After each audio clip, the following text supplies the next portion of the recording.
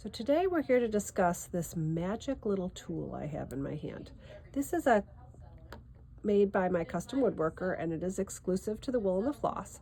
It has on the tip Loran needle threader, and it comes in many different colors. Here's just a small sampling of the colors it comes in.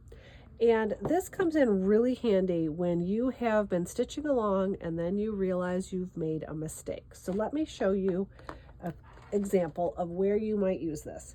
In this situation, Liz is working on this project and she has done a bunch of satin stitch that's actually padded. You can see that right there. And she's done a Smyrna knot in the middle here.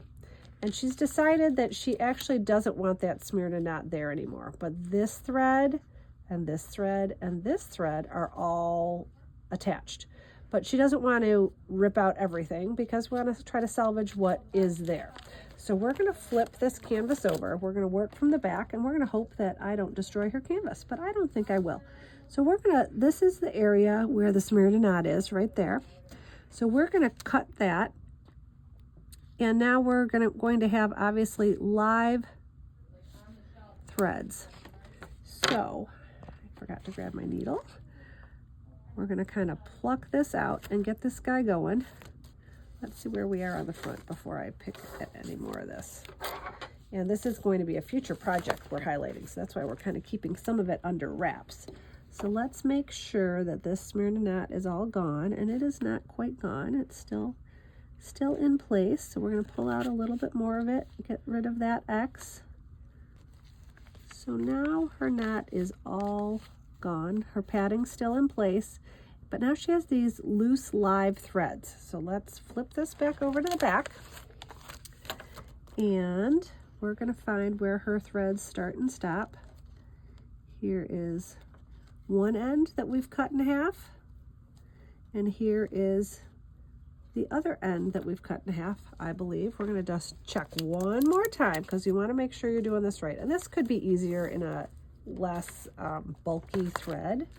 Yes, all our threads are on the back.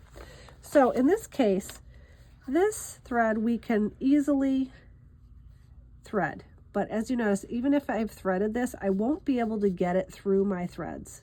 I won't be able to bury it once I've threaded it. This one is way too short to thread for sure. So what we're going to do is show you how to use this magical tool.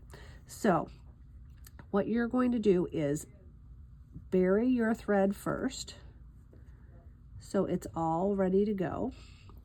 And then here's where our needle threader comes in. Because this has a long handle, you can use it to thread your needle. Put your little hook through there, take your thread, pull it into the hook, and pull the hook through your needle. A little trickier again because it's a bulkier thread. And we are going to pull this through. Again, a little tricky because it's a bulky thread, but now that is secured and in place. I'm going to turn this one more time, and we're going to bury this end.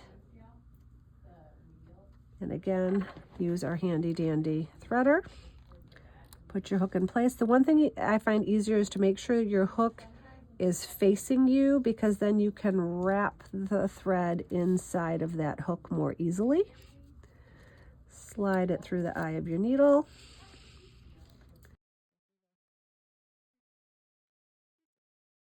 So that is now pulled through. We're going to trim that in a minute, but now what we've successfully done is secured both ends of this continual thread.